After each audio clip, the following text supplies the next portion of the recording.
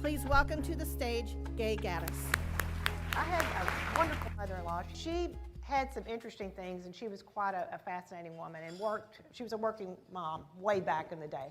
Right after I started my company, I happened to be visiting her ranch house in South Texas, and I spied this little box that was on one of her tables, and it said, "Everything is sweetened by risk."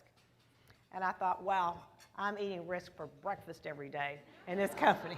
And I love this box. I mean, and she's, by the end of our visit, she said, "Gay, take it with you." And it's been on my desk ever since. And I can guarantee you that if I hadn't taken so many of the risks I have in my life and just grabbed that brass ring when it came around, because it only comes around sometimes once, that the sweetness in my life would never have been there. So let me tell you how I started this thing. I got mad. And actually, my staff always tones down my slides, but I got pissed off. I was really pissed off. So this guy, you know, we were in this horrible recession, into the 80s, and this guy decided he wasn't going to support my business plan that I had written and put blood, sweat, and tears into. And he walked down the hall one day and said, "You know what, Gay, I'm not going to support you." And I got so mad. I was furious. I was wanted to cry. I was just gnashing of teeth. So I ran back down the hall. I hadn't even thought about it. 30 minutes later, I ran down the hall and I quit. And I didn't even know what I was going to do. But I decided, I said, you know, if I can't do this here, I'm going to go do it someplace else. Everyone has to have a vision, even if it's not politically correct. How many of you out there could name a couple of people who can really call bullshit on you? They look at you in the face and say, "You are wrong," or "You better be thinking about it this way." Well, my husband happens to be one of these people.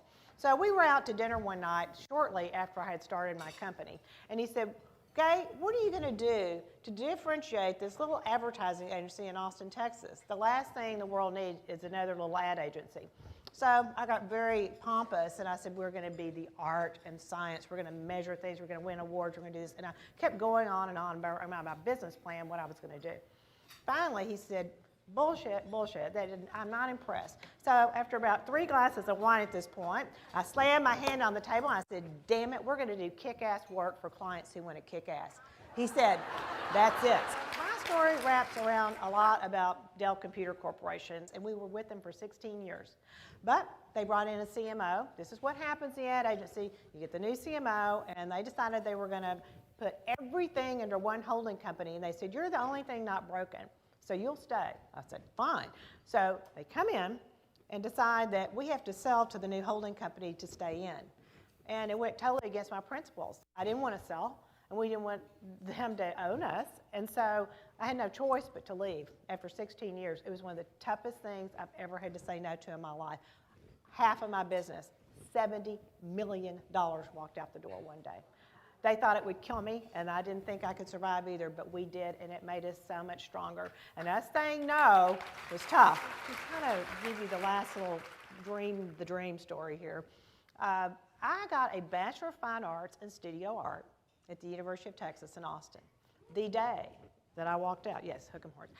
The day that I walked out, I went straight in the advertising business because I could draw. So back then, before computers, we drew everything, storyboards and comps and all this stuff, and I could write copy. So that's what my first jobs were in the ad business, and one thing led to another. But I put behind me the dream of ever really being a fine artist, and that's what I had trained to do. I didn't have time for it. One thing happened after the other. I was in business. I started a business. I had 3 children. I had so much activity and stuff going on that the thought of even having time to paint was out of the question. And so about 2 years ago, I decided, you know what? I'm going to start painting again just to see what happens. And I took my canvases and my paint and went out to our ranch and said, "I'm going to paint what I see out here." And so I started painting again. Long story short, you won't believe this. I have a show in New York that opened April 6th.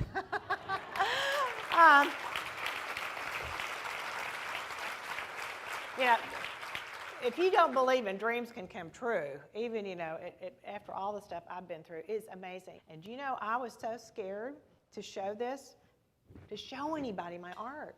It comes from your heart. It comes from your soul. And what I do in the advertising business comes more from your head. It's like we think through things. We have clients with budgets, deadlines, expectations. You've got to meet the ROI. You've got to do all these things. With painting, it's just all me and the canvas, and no one else is telling me what to do.